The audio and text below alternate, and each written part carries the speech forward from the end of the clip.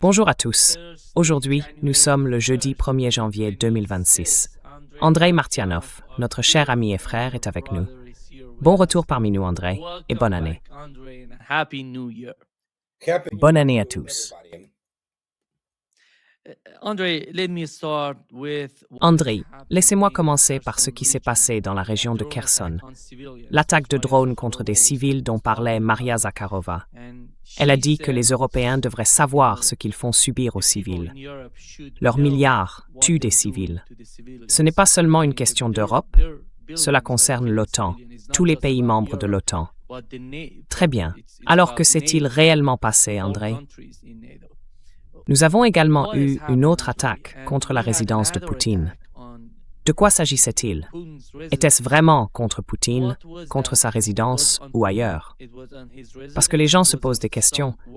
Était-ce une tentative d'assassinat contre Poutine ou autre chose? Quelle est votre compréhension de cette affaire?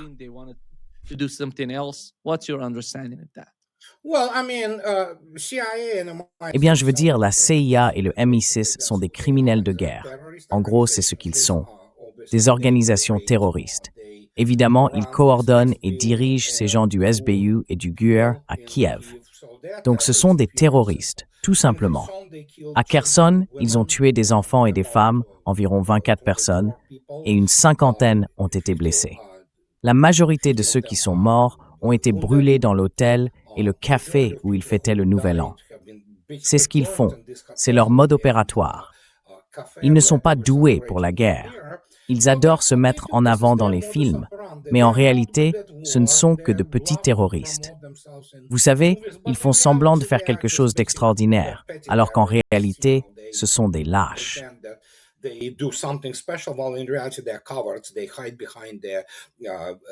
Ils se cachent derrière leur en gros, derrière leur intermédiaire, qui est l'Ukraine. Et oui, c'est avec leur bénédiction que tout cela se produit. Monsieur Radcliffe est je ne sais pas qui il est personnellement, évidemment, et je m'en fiche. Mais j'en ai assez de la CIA, de tout ce discours sur leur grandeur, surtout dans le trafic de drogue et ce genre de choses, le terrorisme.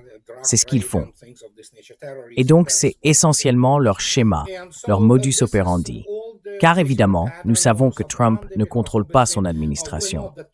Il s'en moque. Je veux dire, il se soucie surtout de se présenter comme la chose la plus importante de l'univers. Et il a ces gens qui essayent de saboter sa propre politique. Donc il ne peut rien y faire. Il s'en moque. Je veux dire, ce type il lui a fallu quoi? Environ 6 mois pour comprendre que Kellogg est un idiot, comme il se décrit lui-même.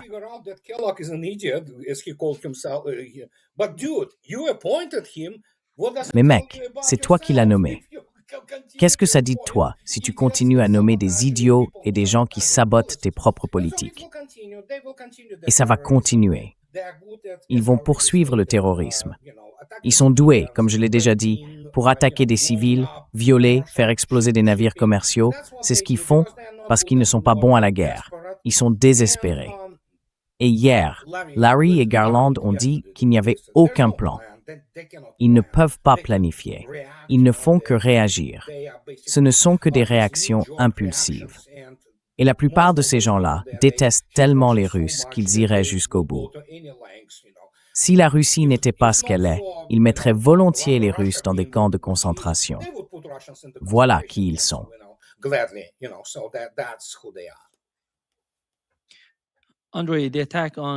Andrei, à propos de l'attaque contre la résidence de Poutine, il disait qu'il voulait frapper le centre de décision pour la stratégie nucléaire, ou quelque chose comme ça. Quelle était cette attaque?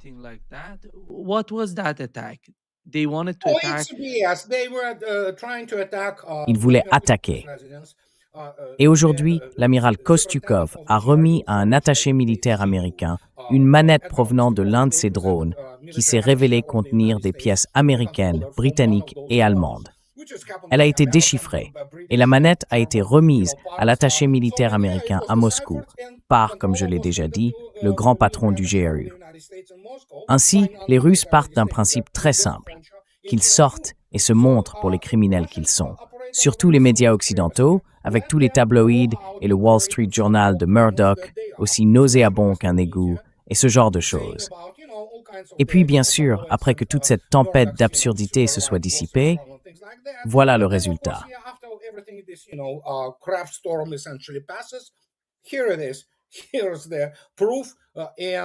Voici la preuve.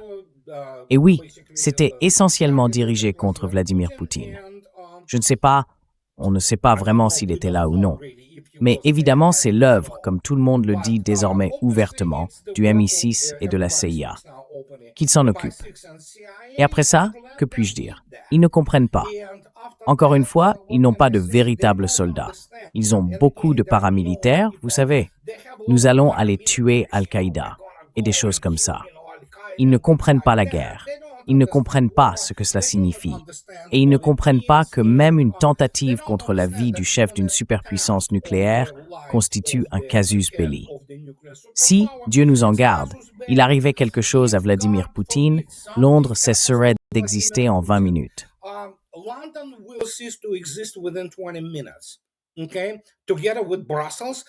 D'accord, avec Bruxelles et en gros le personnel de la CIA, du Pentagone et tout ce qui se passe et se trouve pour l'instant en Europe.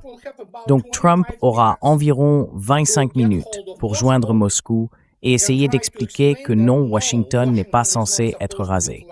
Mais encore une fois, ces gens-là, comme je l'ai déjà dit, sont des idéologues, des fanatiques et toutes sortes de personnes étranges avec des convictions religieuses et autres tout aussi étranges. Et, par conséquent, ils pensent pouvoir jouer à ce jeu. Mais ils hurleront comme des porcs quand quelque chose leur reviendra dessus.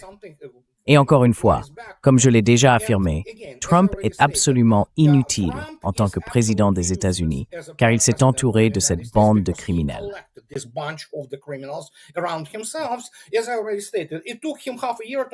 Comme je l'ai déjà dit, il lui a fallu 6 mois pour comprendre que Kellogg est un idiot.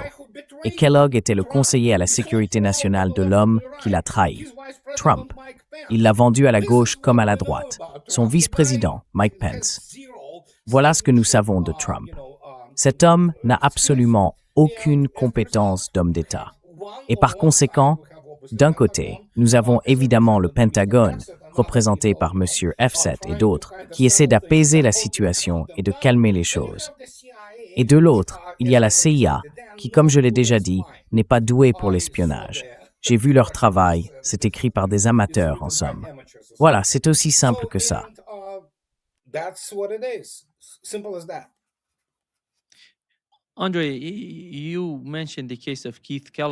André, tu as mentionné le cas de Keith Kellogg.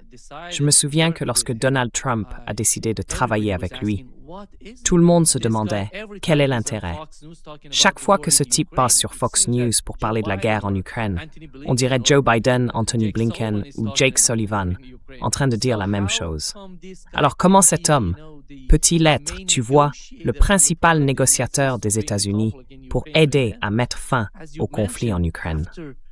Comme tu l'as dit, après presque une année entière, il a finalement décidé que Keith Kellogg ne convenait pas. Et une autre chose qui me préoccupe vraiment, à mon avis, c'est que cette attaque contre le président russe devrait être condamnée par le président des États-Unis.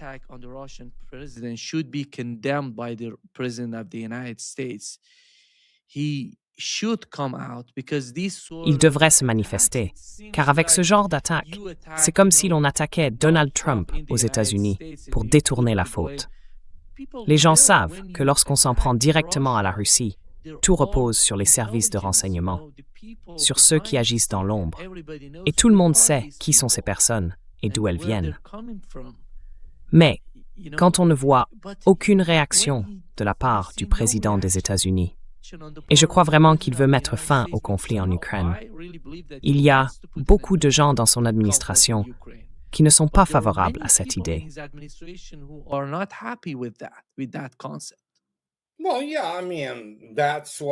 Eh bien, oui, je veux dire, c'est exactement ça. Tu as tout à fait raison. Il ne contrôle pas sa propre administration. Il est incapable de mettre en place une politique cohérente, dans le sens où il ne peut pas donner d'ordre aux gens. C'est pourtant ce que fait le président des États-Unis. Ce type ne se soucie que des profits. Il ne pense qu'à lui. C'est un animateur de jeux télévisés, d'accord? C'est un escroc de l'immobilier new-yorkais. Il n'a jamais dépassé ce stade. Et il y a eu de nombreux signes de cela au cours des 10 dernières années. Donc ce n'est vraiment rien de nouveau. Il ne peut pas contrôler le pays. Il ne peut pas gouverner. Il n'a pas les capacités pour gouverner. Mais le fait est, comme je l'ai déjà dit, que ces gens-là, surtout quand on regarde le côté britannique de l'histoire, ce sont des perdants.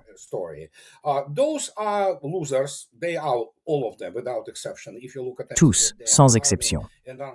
Si vous regardez leur armée et leurs forces armées, c'est une blague. Je veux dire, regardez l'économie britannique. C'est une blague, vous savez.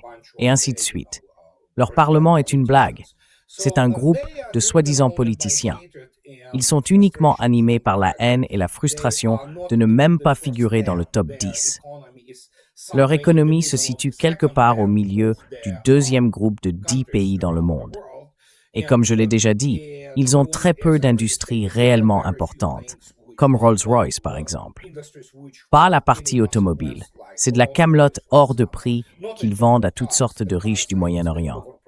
C'est surtout une question de moteur à réaction et de choses de ce genre.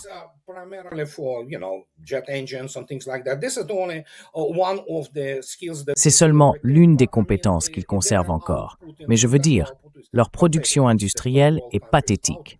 C'est comme celle d'un pays du tiers-monde. Et donc, en conséquence, vous avez ces gens-là. Pouvez-vous imaginer qui sont ces gens de Chatham House, du MI6, de, vous savez, King's College, tous ces militaires censés suivre leur cours d'état-major qui dure quelques mois ou années, ils pensent qu'on peut former un officier de cette manière. Alors, ils voient cela, ils le ressentent. Et ils regardent la Russie, qui est un empire ayant réellement réussi, Dieu merci, après s'être débarrassé de toutes ses périphéries et être essentiellement revenu à un statut mondial. Alors ils sont frustrés. Ils détestent les armes russes.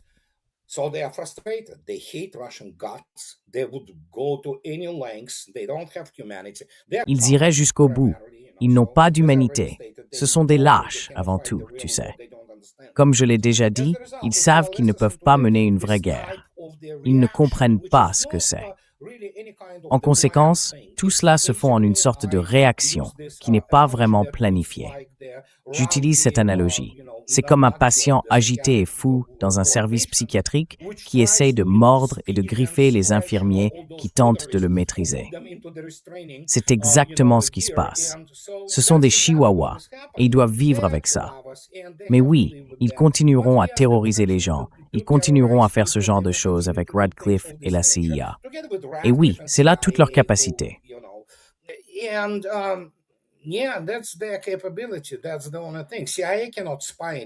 C'est la seule chose. La CIA ne peut plus espionner. Elle ne peut plus recueillir d'informations. Ce n'est plus une agence d'espionnage.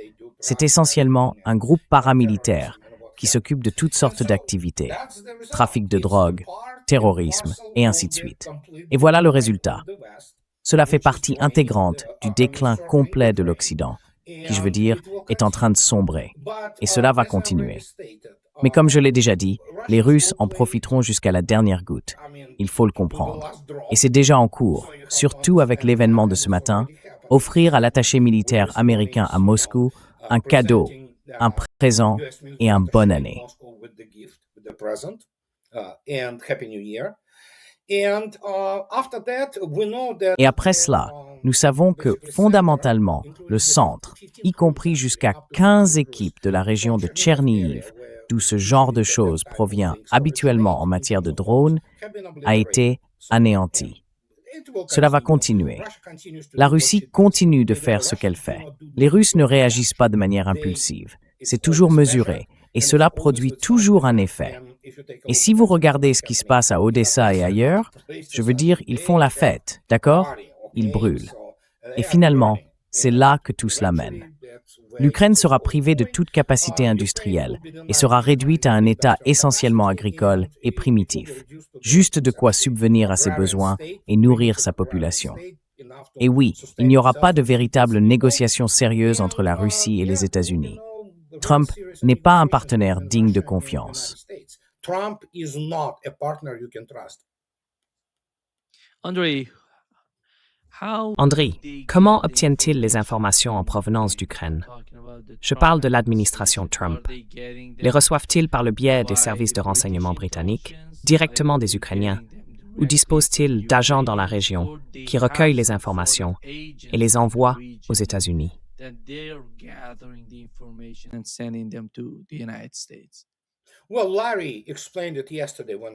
Eh bien, Larry l'a expliqué hier en parlant à Garland. Et Larry sait, contrairement à moi, il a une expérience directe en tant qu'officier de la CIA. Les informations principales viennent par l'intermédiaire de partenaires. Qu'est-ce que cela veut dire? Ce sont les Ukrainiens et les Britanniques.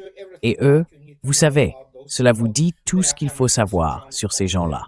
Ce sont des amateurs quand il s'agit d'évaluer la véracité des informations. Tous ces grands mots comme hypothèse concurrente, méthode d'analyse, ils ne les utilisent pas. Je veux dire, les rares personnes qui comprennent ce qui se passe n'ont aucune influence, surtout quand on considère que le directeur de la CIA est un russophobe fanatique. Il déteste la Russie à un point inimaginable. Alors, qu'est-ce que vous voulez? Voilà, on peut leur vendre n'importe quoi. Encore une fois, ils achèteront n'importe quelle idée venant du MI6 ou de l'Ukraine, comme les Russes mangent des bébés au petit déjeuner.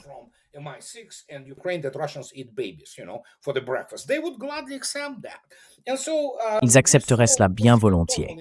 Et ainsi, nous avons vu en somme un effondrement total de l'appareil de renseignement militaire de l'Occident uni, et il est en déclin, sur le point de disparaître. Les États-Unis tiennent encore ensemble, mais pas l'Europe. L'Europe a été vaincue. Si l'on regarde les vidéos du Nouvel An à Milan, en Italie, en Allemagne, des soupes populaires, de la nourriture gratuite pour les gens, il y a des files d'attente immenses, longues d'1 kilomètre. Ce qui est triste, bien sûr, mais c'est la direction qu'ils prennent, et rien ne peut plus l'arrêter. Et voilà le résultat.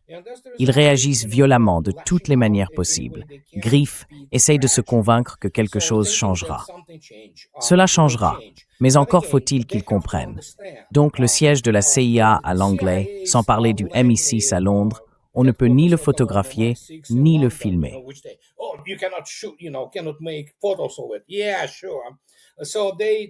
Oui, bien sûr.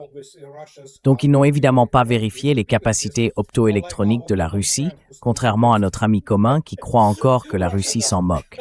C'est une toute autre histoire.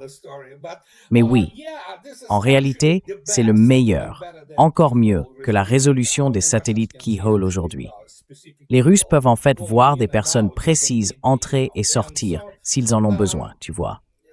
Ces coordonnées sont fixes et facilement ciblables, et il n'y a rien que l'Occident combiné puisse faire pour l'empêcher si cela devait arriver.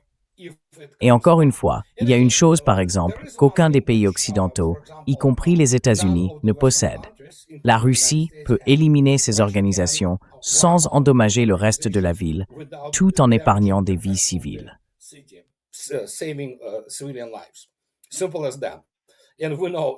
C'est aussi simple que ça. Et nous le savons. Tu vois de quoi je parle. Ce n'est pas seulement Aryashnik. Il existe d'autres systèmes capables de faire ce travail facilement. Et voilà. Mais oui, c'est ce que sont ces gens-là. Et encore une fois, quand on regarde cette fraude académique produite, par exemple, par ces usines à diplôme d'élite d'Oxford dans les sciences humaines, c'est de là que viennent la plupart des politiciens britanniques, non? Oui, c'est la seule chose qu'ils savent faire. Je veux dire, ils peuvent tuer le chat de Skripal, kidnapper sa famille et les garder. On ne sait même pas s'ils sont encore en vie. C'est là qu'ils excellent, tu vois? Mener une guerre? Non.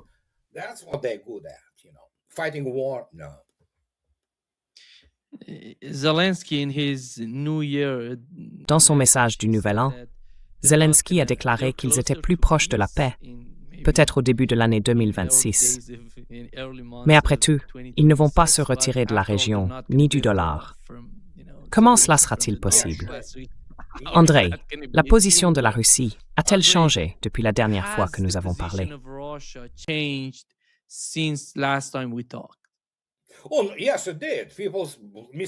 Oui, c'est le cas.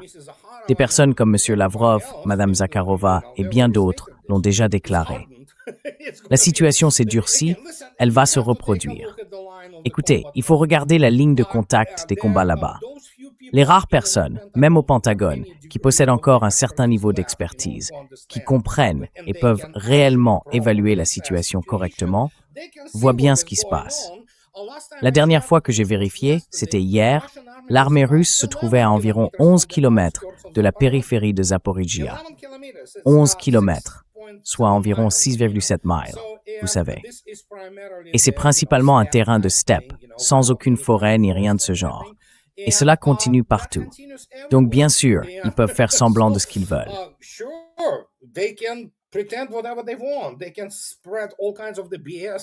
Ils peuvent répandre toutes sortes de bêtises du genre « Oui, nous allons les débloquer ». Ils ont essayé. C'était une compagnie de chars qui a tenté de revenir près de Kupiansk. Bien sûr, ils ont tous été tués et brûlés. Voilà ce qu'il en est. Vous savez, il n'y a aucune capacité là-bas. Je veux dire, ils peuvent mener des actes de terrorisme. Le terrorisme est l'arme des faibles. Et l'OTAN est un mort en sursis. Elle est militairement faible, tout comme les États-Unis. C'est à peine utile pour, je ne sais même plus à quoi cela sert.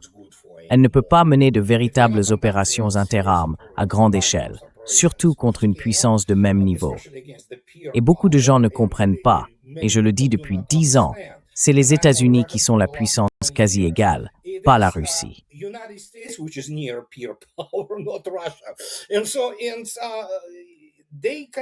Et donc, ils continuent avec cette, disons, harangue, en gros en faisant semblant d'être, oh oui, les maîtres du monde. Et plus ils le font, plus ils se ridiculisent. Oui, c'est ça, l'effondrement civilisationnel. Il faut comprendre que tout ce que nous voyons se produire, y compris à l'intérieur des États-Unis, et surtout sur les plans économiques, industriels et scientifiques. L'Europe n'est tout simplement pas récupérable. Point final. Et les Européens? Quand tu disais que les Européens s'en moquent, la majorité, oui, s'en moque. Si demain tous les Russes étaient tués, la majorité, pas tous, s'en satisferait. Ils seraient probablement même contents d'avoir mis la main sur les ressources de la Russie, et oh oui, sur leur niveau de vie. C'est ça qui les intéresse.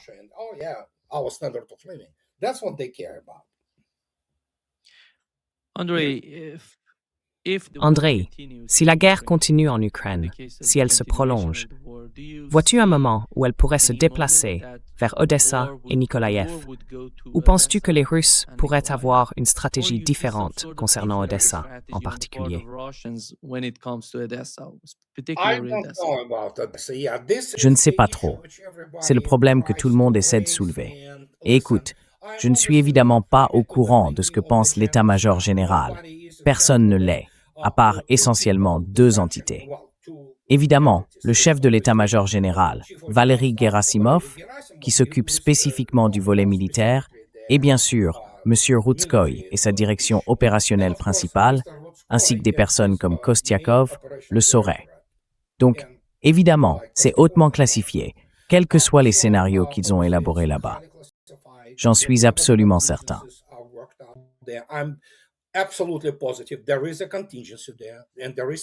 Il existe une éventualité à cet égard, et une planification a déjà été achevée, incluant la possibilité d'aller à Odessa et de la prendre physiquement. Il serait absolument inapproprié pour tout état-major sérieux de ne pas disposer d'un tel plan. C'est ce qu'on appelle une planification d'urgence. Alors vont-ils le faire? Cela relève évidemment de la décision du leadership politique. C'est du ressort du Conseil de sécurité.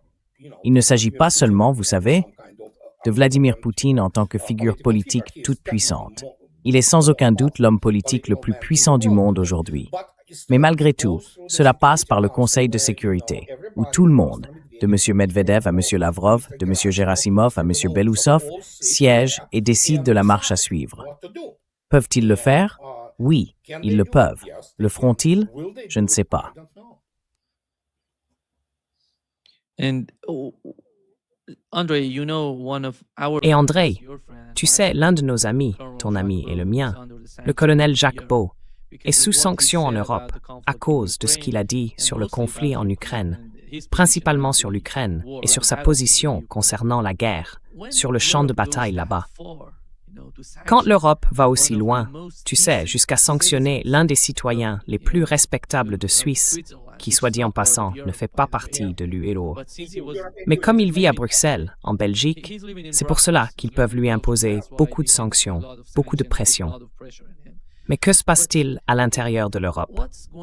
Pour que des personnes qui s'inquiètent de l'avenir de leur pays, de l'avenir de l'Europe en particulier, soient en quelque sorte réduites au silence par l'Europe, par les partis politiques là-bas.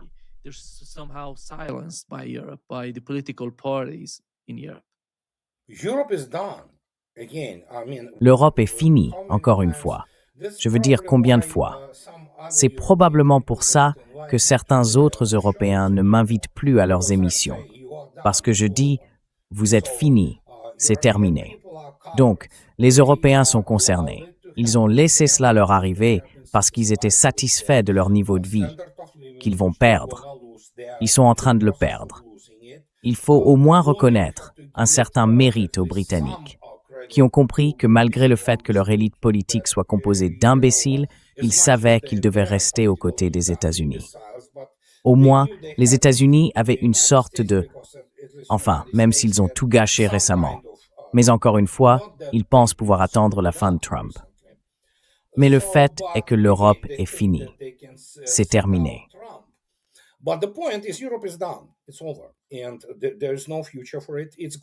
Il n'y a aucun avenir pour cela. Ce sera le deuxième monde. On peut déjà le voir dans les vies européennes. Ce sont des trous à rats, sales. Elles ne pourront pas gérer l'immigration. Elles peuvent protester autant qu'elles veulent. On a dépassé le point de non-retour. La France, c'est fini. Elle n'existera plus comme un État unifié. Et la nation française aura probablement disparu d'ici 15 ans. Je lui donnais jusqu'en 2035. Certains disaient enfin 2050. D'autres pensent que ce sera 2035. L'Allemagne, c'est terminé. Donc peu importe qui arrive au pouvoir. Encore une fois, quel que soit le parti politique, cela n'a aucune importance. 99% de ces partis suivront la même ligne politique, qui est bien sûr la haine de la Russie. À leur avis, ils pensent pouvoir, en gros, continuer la guerre.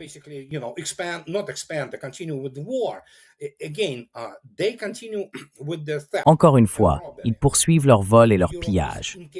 L'Europe est incapable de mener une véritable guerre. Donc la seule chose qu'elle sait faire, c'est se ruiner elle-même. Et au fond, elle se désintégrera. L'Union européenne se désintégrera. Et ensuite, qu'ils aillent au diable. Ils peuvent, tu sais quoi, continuer à faire ce qu'ils font depuis 1000 ans, s'entretuer. S'ils vont vers l'Est, eh bien, plus aucun soldat russe ne mettra le pied sur le sol européen. Pointe finale. Mais les armes russes, elles, le pourront, et ce sera la fin de l'Europe telle qu'on la connaît. Alors dans ce cas, les gens disent « Oh, je veux ». Encore une fois, je veux prévenir toutes sortes d'accusations du genre « Ah oui, tu ressens de la Schadenfreude ».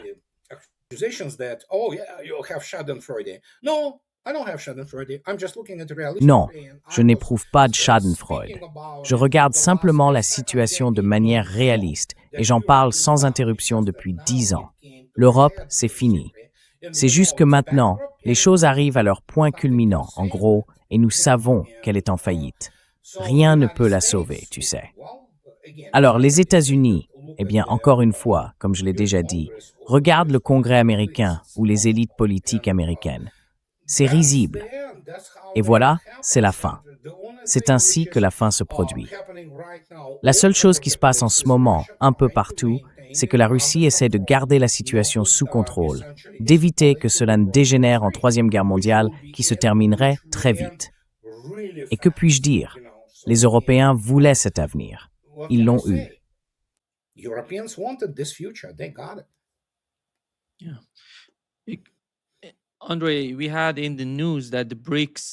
Oui, André, nous avons entendu aux informations que les marines des BRICS allaient organiser des exercices conjoints en Afrique du Sud en janvier 2026. Maintenant, quand on parle de l'OCS, il s'agit d'une forme de collaboration axée sur la sécurité. Mais les BRICS, c'est autre chose. Des pays différents, avec des points de vue et des divergences différents. En tenant compte de tout cela, quelle est la signification de ces exercices conjoints? Qui est l'ennemi? Et quelle est la menace pour les BRICS?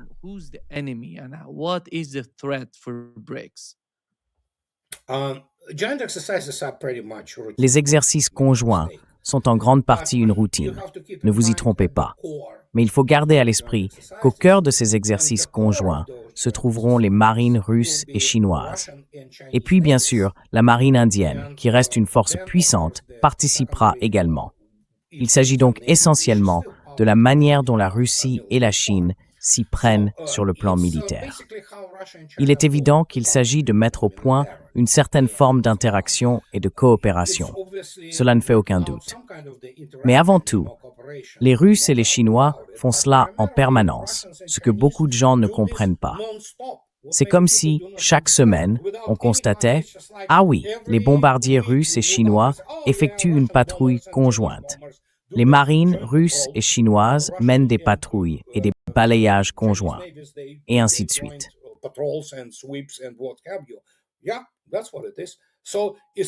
Oui, c'est exactement ça. En gros, tout dépend de la Russie et de la Chine, de la manière dont elles façonnent l'aspect militaire des BRICS. Évidemment, on sait que l'Organisation de coopération de Shanghai s'occupe plutôt de la sécurité. Mais pourquoi ne pas inviter des membres des BRICS? C'est tout à fait naturel. Et encore une fois, gardons à l'esprit qu'il s'agit essentiellement d'exercices de routine. Au final, c'est entièrement à la Russie et à la Chine, avec un certain apport de l'Inde, de déterminer comment elles développeront un cadre de sécurité adapté pour le continent eurasiatique. Et bien sûr, une partie essentielle de la sécurité de ce continent, c'est la composante navale, surtout en tenant compte de toutes sortes de choses étranges comme l'AUKUS. Que dire de plus? Il s'agit peut-être simplement de développer la coordination et les opérations conjointes.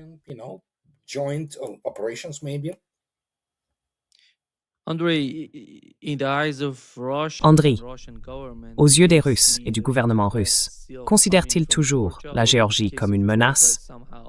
Ou cette affaire est-elle désormais réglée? Ne la perçoivent-ils plus de la même manière qu'avant? Et comment voient-ils aujourd'hui la Géorgie et le Caucase du Sud? Je veux dire, pas seulement la Géorgie, mais aussi en descendant, peut-être l'Azerbaïdjan et l'Arménie.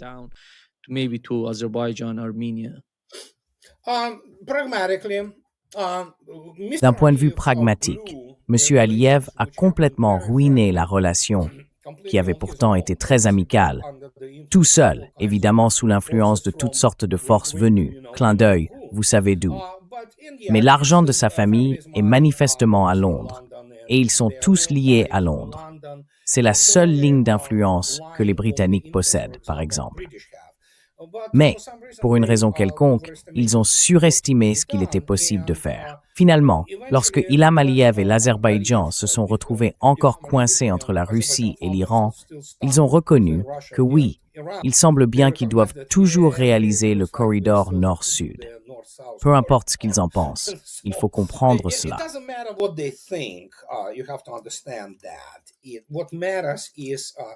Ce qui importe, c'est que les rôles limités reviennent aux pays situés en périphérie. D'accord, ce sont évidemment des pays importants, mais ils sont loin, en termes de capacité, d'influence ou de poids géopolitique, d'acteurs comme l'Iran, sans même parler de la Russie. Ils doivent donc, en quelque sorte, essayer de survivre, surtout compte tenu de la situation économique peu favorable de l'Azerbaïdjan. L'Arménie, dans son ensemble, est un pays en faillite. Rien de bon n'en sortira. Et oui, ils continueront d'élire le type qui... Eh bien, n'oublions pas qu'Erevan abrite la plus grande ambassade américaine au monde. Ce n'est pas un hasard. De toute évidence, la politique nationale arménienne et la psychologie arménienne reposent sur une seule chose, la diaspora. Oui, nous avons tous nos proches et nos amis aux États-Unis. Ils viendront nous aider. Très bien. Les Russes ont répondu, bien sûr, oui, débrouillez-vous.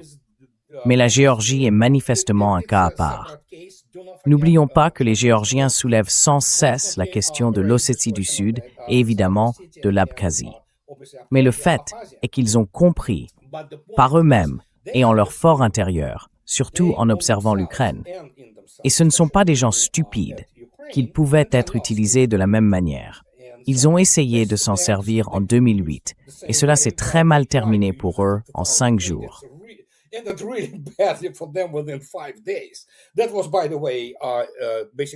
C'était, soit dit en passant, essentiellement un signal adressé au Pentagone.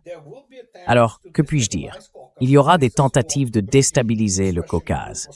C'est ce que font particulièrement les Britanniques. Pour une raison ou une autre, ils se considèrent comme des spécialistes de la Russie et du Caucase. Mais le fait est que vous avez un chihuahua qui essaye, vous savez, de provoquer quelqu'un, une sorte de bulldog si l'on veut. Et surtout, quand on regarde ce que représente la Russie sur le plan économique. Il n'y a qu'au sein de la communauté du renseignement américaine qu'on croit encore que la Russie est restée bloquée dans les années 1990. On ne peut pas l'expliquer à ces gens qui ont étudié l'économie avec toutes sortes de diplômes des universités de l'Ivy League ou d'ailleurs. Les gars, vous ne comprenez pas ce qu'est une véritable économie. La Russie est un monstre économique. Et donc ces pays, au rôle limité, en particulier dans le Caucase, devront d'une manière ou d'une autre suivre la direction générale.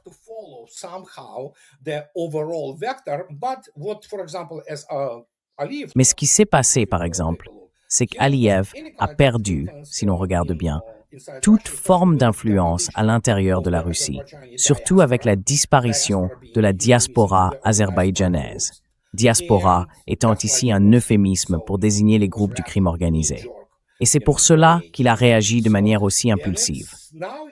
Donc maintenant, les relations ne seront plus amicales. Ce ne sera plus du genre « Hey Ilham », tu sais, Vladimir Poutine appelant « Comment peut-on décider des choses ?» Non, ce sera plutôt « Voilà les conditions. Tu veux le faire? Sinon, très bien, tu es seul, et nous continuerons sans toi. » Et surtout maintenant, soudainement, oh mon Dieu, il y a une ligne ferroviaire alternative qui passe par le Turkménistan. Ah d'accord, ils ont eu leur temps, leur moment au soleil, et c'est fini maintenant. Les choses ont changé.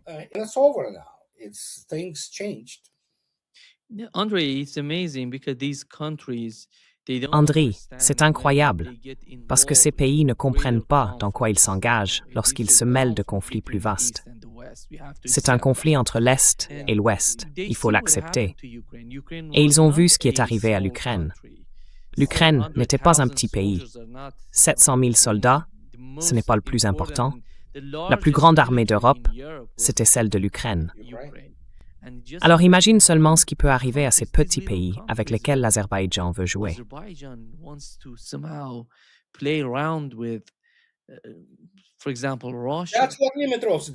Par exemple, la Russie, c'est ce que font les limitrophes, c'est ce que fait la Biélorussie. M. Loukachenko le fait aussi. Ce sont des politiques multivectorielles, comme on dit, mais en réalité, c'est leur volonté de s'asseoir sur plusieurs chaises à la fois. Cette option a été supprimée par la Russie. Ce n'est pas dit ouvertement, mais c'est implicite. Soit vous êtes avec nous, presque une doctrine à la George Bush, soit vous êtes avec nous, soit allez au diable. Voilà ce que c'est. Et en réalité, c'est bien pire que cela. Vous ne voulez pas être totalement abandonné, car personne ne viendra vous sauver. L'Europe est un mendiant. Elle est en faillite. Elle n'a absolument aucune solvabilité financière.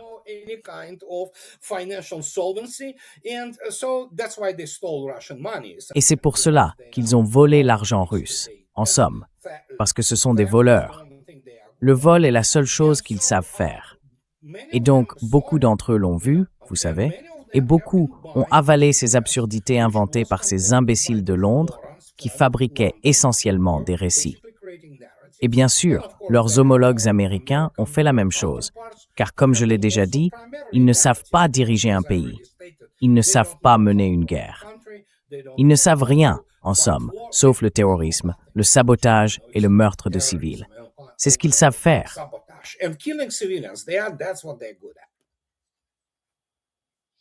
André, le président de l'Iran a déclaré aujourd'hui, ou peut-être hier, qu'il ne pouvait pas y parvenir en menant une guerre contre l'Iran.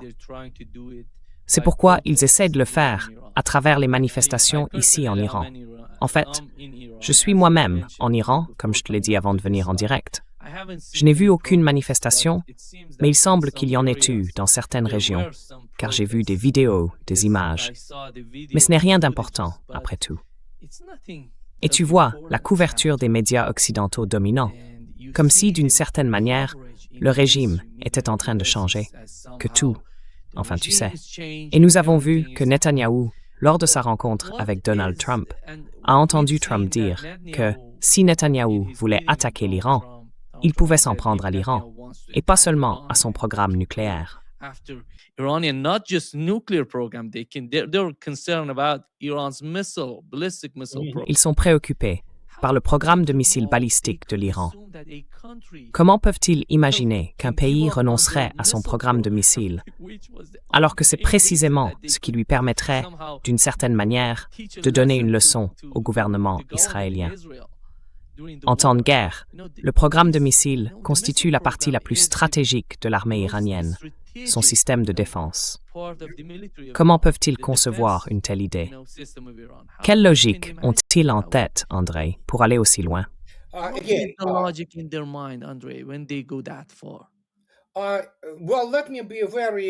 Eh bien, permettez-moi d'être très précis.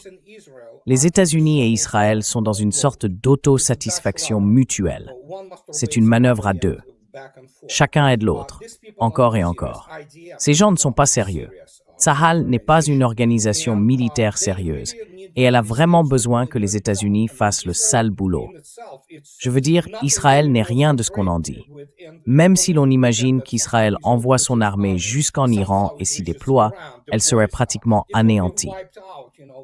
Mais le fait est que c'est pour cela, par exemple, qu'ils ont classé toutes ces vidéos venues d'Israël, montrant les véritables dégâts.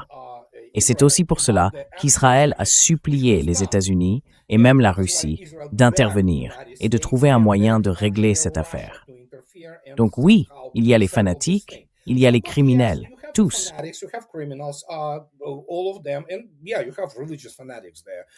Oui, il y a des fanatiques religieux là-bas en Israël et toutes sortes de gens complètement cinglés, franchement.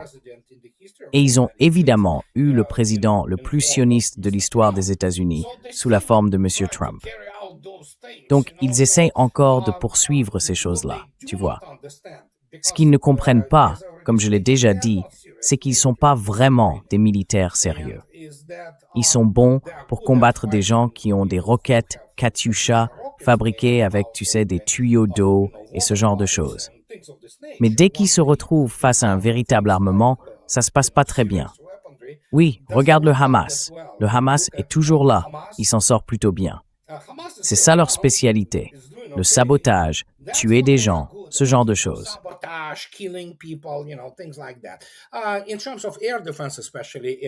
En matière de défense aérienne, et surtout de défense antimissiles, eh bien, à ma connaissance, l'Iran a en réalité étendu son programme de missiles.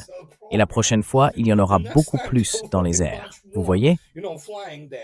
Donc, ils ont besoin que les États-Unis, d'une manière ou d'une autre, fassent pression pour un changement de régime à Téhéran. Puis-je dire cela? Je veux dire, ils ont voulu un changement de régime en Russie pendant des siècles. Alors, voyez comment cela s'est terminé. Nous savons tous comment ça s'est terminé.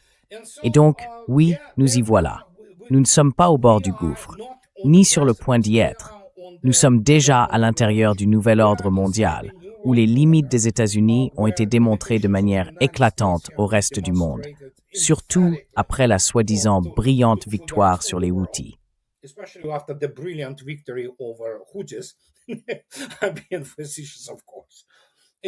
Je suis bien sûr ironique. Et maintenant, vous voyez ce qui se passe en Ukraine. C'est une démolition complète du front. Et encore une fois, l'OTAN a été vaincue militairement. Et pour eux, l'Europe est finie. Ainsi, la quête de plus de 500 ans de l'Europe, surtout de l'Europe occidentale, contre la Russie, est terminée, car cette fois, ils peuvent être anéantis pour de bon. Elle cessera simplement d'exister en tant que civilisation. En conséquence, cela crée toutes ces pressions politiques, culturelles et idéologiques que nous observons dans tous ces phénomènes, surtout si l'on considère le fait que les États-Unis sont dirigés depuis Tel Aviv en matière de politique étrangère et de politique au Moyen-Orient.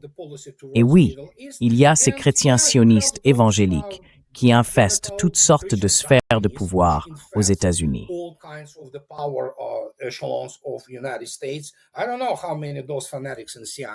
Je ne sais pas combien de ces fanatiques à la CIA, par exemple, ou au Pentagone, certainement beaucoup, croient en cette rupture, les dispensationalistes, des gens qui ne sont pas vraiment sains d'esprit.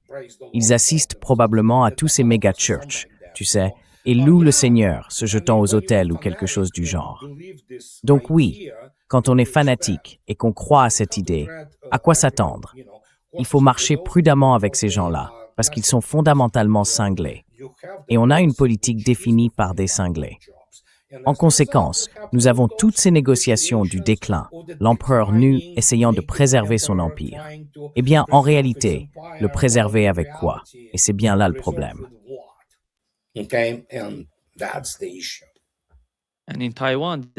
Et à Taïwan, c'est la même chose, André. Ils envoient plus d'armes à Taïwan. Je ne sais pas à quoi m'attendre de Taïwan, parce que c'est une petite île. Ce n'est pas comme l'Ukraine, qui est reliée à l'Europe. Oui, oui.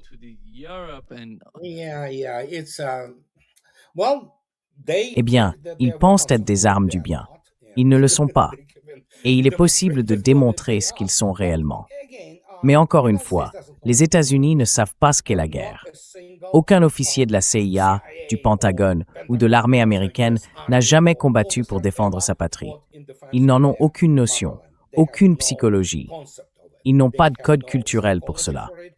Et oui, ils n'ont plus de véritables spécialistes de la guerre. Sérieux. C'est ce que nous pouvons constater aujourd'hui, clairement.